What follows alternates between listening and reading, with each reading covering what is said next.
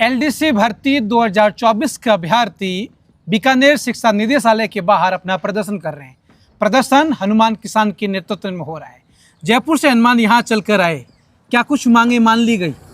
देखिए, प्रदेश के युवाओं का दुर्भाग्य है कि हमें बार बार जो शिक्षा विभाग के उच्च अधिकारी जयपुर में बैठे हुए हैं, उसके बावजूद भी हमें बीकानेर आना पड़ा है। देखिए, पिछली तमाम जो भर्तियाँ हम देखे उसमें कई प्रकार के जो घोटाले हुए हैं वो इसी बिल्डिंग से हुए हैं, जिसके बाहर हम आज धरना दे रहे हैं।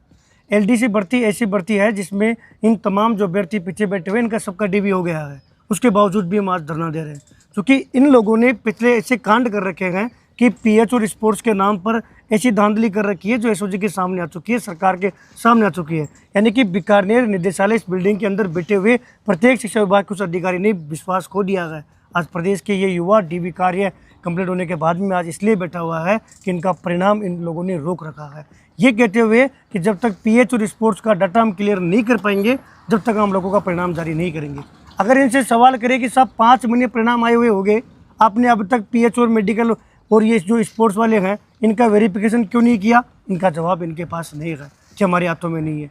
क्योंकि सर इसके पीछे बहुत बड़ी पॉलिसी है जो समय समय पर बाहर आ रही है पीटीआई भर्ती के माध्यम से।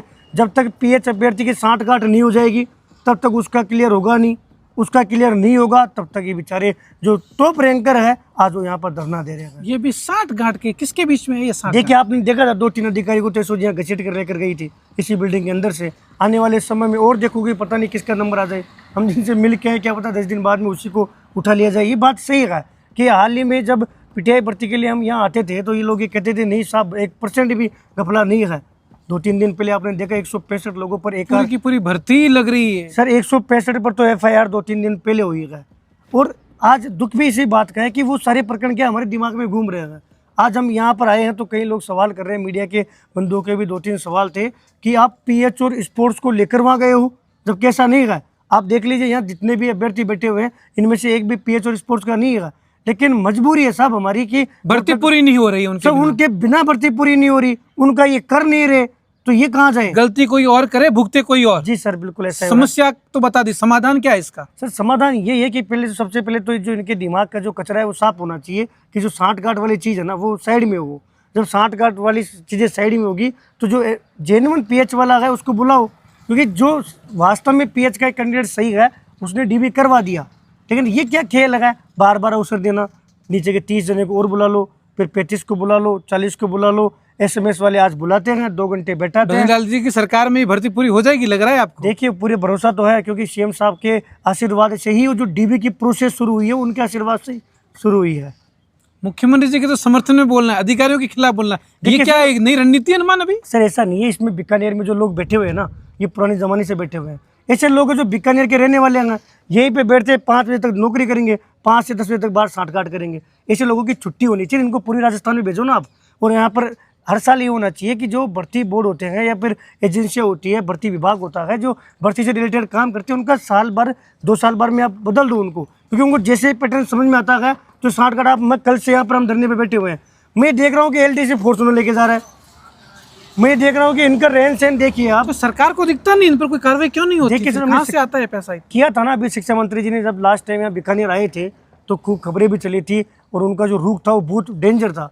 लेकिन जिन लोगों को उन्होंने निलंबित किया या बात की कि हम इनको उठाएंगे, पता नहीं 10-20 दिन बाद में सांठगांठ करके आज वही यही बैठे हैं, या तो कोई प्रारंभिक में बैठा होगा या माध्यमिक में बैठा होगा। अब आपकी इससे बात किनसे हुई, समाधान क्या हुआ, क्या धरना समाप्त माने? अब देखिए, हम आए थे यहाँ पर डायरेक्टर साहब से मिलने के लिए और हम पूरा ये पुख्ता जानकारी लेकर आए थे कि डायरेक्टर साहब जो हैं वो गुरुवार और शुक्रवार को यही शिक्षा निदेशालय में बैठेंगे। लेकिन जैसे हम सुबह आए तो हमें ज्ञात हुआ कि डायरेक्टर साहब जयपुर चले गए, सचिव साहब का या कोई अन्य जो भी कारण रहा हो। लेकिन ये भी हमारी किस्मत है कि जब हम जयपुर रहते हैं तो वो यहाँ बीकानेर रहते हैं, अब जब हम बीकानेर आते हैं तो हम वहाँ वो जयपुर चले जाते हैं। हनुमान का डर?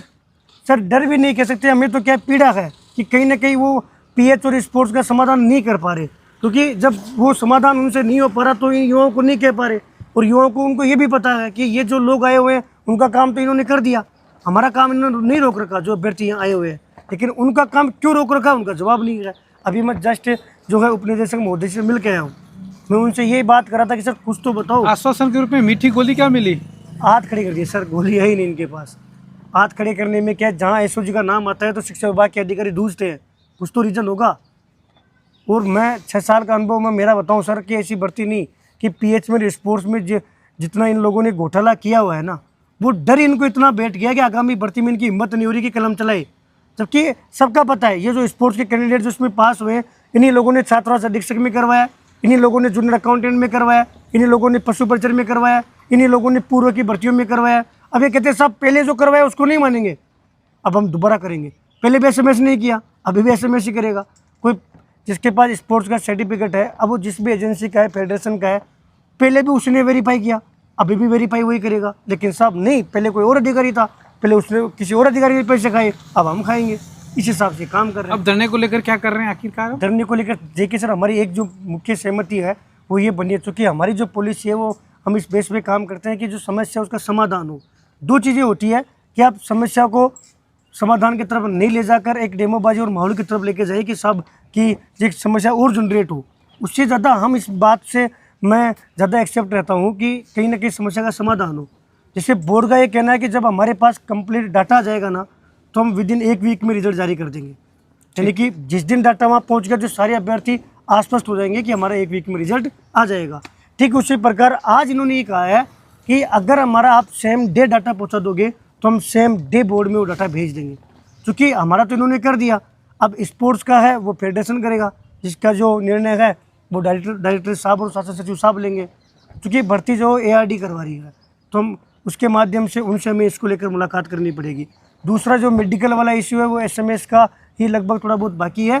तो कुछ बातें और हमें पता पड़ी है कि कई लोगों की शायद SOG के द्वारा शिकायत प्राप्त हुई थी, तो उन लोगों का और वापस मेडिकल करवा रहे हैं।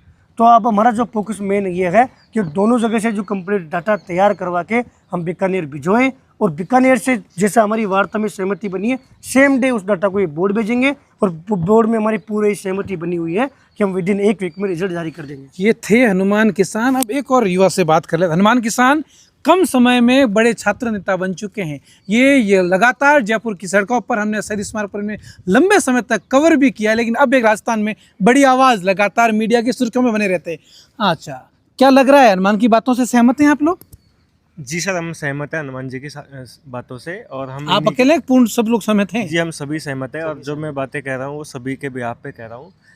सर, हम हनुमान जी के साथ में यहाँ पे आए थे, इन्हीं के नेतृत्व में हमने हमारी यहाँ पे बातें रखी है। हम उनसे पूरे तरीके से संतुष्ट नहीं हो पाए, लेकिन जो भी हमें आगे की जो भी संतुष्ट किससे नहीं हो पाए, हनुमान किसान से या निदेशक शिक्षा विभाग से? शिक्षा विभाग से संतुष्ट नहीं हो पाए हैं, क्योंकि यहाँ से हमें कोई क्लियर जवाब नहीं मिल पाया है कि कब तक हमारी जो भी मांगे हैं वो पूरी हो पाएगी। तो उसके लिए हनुमान जी के साथ ही हम आगे की रणनीति बनाएंगे, और जो भी वो बताएंगे वो नीति मार्गदर्शन। भजन लाल जी तो कहते हैं कि हमारी सरकार लगातार भर्तियां कर रही है, पूरी कर रही है, ज्वाइनिंग लेटर दे रहे, तो फिर आप LDC 2024 से ही क्या दुश्मनी है? सर, मैं जैसे आपको LDC के बारे में बता देता हूँ। हमारी CET एग्ज़ाम 2022 में हुई थी सर। उसके बाद में 2023 में हमारा नोटिफिकेशन आया। अगस्त 2024 में हमारी एग्ज़ाम लगी, और वापस से अगस्त आने वाला है, करीब करीब 1 साल हो जाएगा। और वैसे अगर मैं बात करूँ तो CET के थ्रू जो एग्ज़ाम है, करीब इसको 3 साल हो गए। तो ये एक पंचवर्षीय योजना बन गई है भजन लाल जी की, मान लीजिए, जिस भी सरकार के मानेंगे आप। और फिर भी अभी भर्ती पूरी होने पे नहीं आ रही है, और ये कब पूरी होएगी इसकी भी कोई क्लियर जवाब नहीं है। यहाँ पे जो भी अधिकारी से हम मिले, उन्होंने कहा है कि हमें कोई ऐसा डेट फिक्स नहीं है कि कब तक हम आपका रिजल्ट वगैरह जो की चीज़ें हैं वो बोर्ड भेज पाएंगे। कब तक प्रदर्शन करते रहोगे बेरोजगारों की तरह, क्या सोच रखा है आपने? सर, एक्चुअली जो हमने बहुत मेहनत करके बहुत सारी घर वालों का सपोर्ट लेके तैयारी की है, दिन रात इसमें खपाए हैं, तो हमारी यही मांग है कि जब तक हमें हमारी ज्वाइनिंग रिजल्ट वगैरह जारी नहीं कर पाएंगे, तब तक हम अभी चर्चा चल रही थी 15 अगस्त से पहले ज्वाइनिंग मिल जाएगी, कुछ सच्चाई है कि सर ये स्वतंत्रता दिवस से पहले आपको खुशखबरी सर मिल ये जाए? चर्चा बहुत बार पहले भी चल चुकी है। पहले ये चर्चा थी कि हमको रोजगार मेले में ज्वाइनिंग दे दी जाएगी। फिर अध्यक्ष महोदय जी ने ट्वीट किया था कि इसी महीने में, जो कि निकल चुका, आपका रिजल्ट आ जाएगा। वो महीना भी अब जा चुका है, और ये चर्चा चलती रहती है। लेकिन अभी भी हम यहाँ पे जो मिल के आए हैं, मैं खुद अंदर जाके आया हूँ, तो अभी भी हमें कोई क्लियर जवाब नहीं दिया गया है। और हमें अभी भी भरोसा है कि अगर ऐसे ही चलता रहा तो 2-4 महीने तक ये रिजल्ट नहीं जारी करेंगे, और कुछ दिनों बाद में फिर चुनाव की आचार संहिता वगैरह की चीज़ें शुरू हो जाएगी, और ये चीज़ें हमारी जनवरी 2026 तक हमें ज्वाइनिंग। ये अंदर जो बात होती है आपके नेताओं से, अधिकारियों से, अध्यक्ष महोदय से, वो बाहर आके अपने लोगों को बताते तो हो ना, पूरी ये बात अधूरी बताते हैं आप लोग? नहीं सर, हम जो क्योंकि आपके विश्वास के ऊपर ये सब लोग आते हैं। सर, एक्चुअली मैं नेता नहीं होकर मैं स्टूडेंट हूँ खुद, और मैं खुद पीड़ित हूँ। नहीं, नेता कब बन जाए पता नहीं चलता ना, कर्मचारी नेता भी बहुत आते हैं आगे। जी सर, वो सारी आगे की चीज़ें रहती है, लेकिन हम अभी स्टूडेंट हैं सारे के सारे, और हम पहली बार यहाँ पे धरना करने के लिए आए हैं, पहली बार हमारी मांग उठाने आए हैं, तो हमारी यही इच्छा है आरएसएस चेयरमैन से बात हुई होगी ना आपकी? जी उनसे बात हुई क्या है हुई हमारी। उनमें बात? उन्होंने कहा है कि जैसे ही बॉडी के पास में डेटा आएगा 5 वर्किंग डेज में वो हमारा रिजल्ट जारी कौन कर देंगे। भेजेगा? शिक्षा विभाग से तो data फिर उनके आपसे पास क्यों कह रहे हैं कि आप वहां से भिजवा सर लीजिए? वो खुद इनसे परेशान है कि वहाँ से नहीं आ पा रहा है डेटा, तो क्या करें। मतलब कहीं ना कहीं दोनों ही बॉडियों में आपस में कम्युनिकेशन गैप है। सर हर किसी भी विभाग में जाके देख लीजिए आप, हर विभाग में यही समस्या है। कोई भी अधिकारी दूसरे अधिकारी के साथ में कोऑर्डिनेशन करके काम नहीं कर पा रहा है। तो ये सिर्फ इस विभाग की समस्या नहीं होकर हर जगह की है। सेम चीज़ मैं आपको जैसे SMS हॉस्पिटल के बारे में बताना चाहूँ, वहाँ पे हमारे 19 तारीख से PH का मेडिकल चल रहा है। उनको ये 25 तारीख तक पूरा करना चाहिए था, लेकिन अभी भी वहाँ पे कोई भी ध्यान नहीं दिया जा रहा है। जब भी हमारे कोई साथी आते हैं तो उनको बाहर बिठा दिया जाता है। जो भी उनके टेक्नीशियंस वगैरह होते हैं वो उनको थोड़ा बहुत कुछ भी करा के वापस भेज देते हैं और फिर अगली कोई डेट दे देते हैं। जानबूझकर लेट लतीफी के आरोप है फिर जी तो। जी, और डॉक्टर वहाँ पे उनसे मिल भी नहीं पा रहे हैं। तो अगर डॉक्टर देखेगा ही नहीं, वो जांच करेगा ही नहीं, तो PH का मेडिकल कैसे पूरा हो पाएगा। तो ये सबसे बड़ी समस्या है सर, और अभी भी हम बिल्कुल भी संतुष्ट नहीं है। तो अब आगे जो भी हनुमान जी बताएंगे उस हिसाब से हम इनके साथ में कंधे से कंधा मिला के आगे जाने का प्लान कर रहे हैं। उम्मीद कर रहे थे ये लोग कि रोजगार मेले के अंदर इनको नियुक्ति मिल जाएगी। नियुक्ति तो दूर, जयपुर से इनको बीकानेर सड़कों पर प्रदर्शन करने पर मजबूर है ये छात्र। क्या गलती कर दी इन्होंने? पंचवर्षीय योजनाएं सरकार आखिरकार क्यों बना रही है? कब इनको नियुक्ति मिलेगी? क्या ये सब प्रदर्शनकारी सब एक साथ नहीं आ रहे हैं, या फिर आंदोलन में कोई और भी रणनीति है? लेकिन जो भी हो, अब लगता है कि हनुमान किसान जब इनके साथ में है और लगातार ये लोग जिस मजबूती से लड़ाई कर रहे हैं, उम्मीद है कि इन्हें जल्द ही नियुक्ति मिल जाएगी। मुख्यमंत्री महोदय और शिक्षा मंत्री महोदय इस मुद्दे को लगातार गंभीरता से उठाएंगे तो लगता है कि समाधान हो जाएगा। सहयोगी विकास के साथ में मैं कुलदीप चारण, खास राजस्थान, बीकानेर।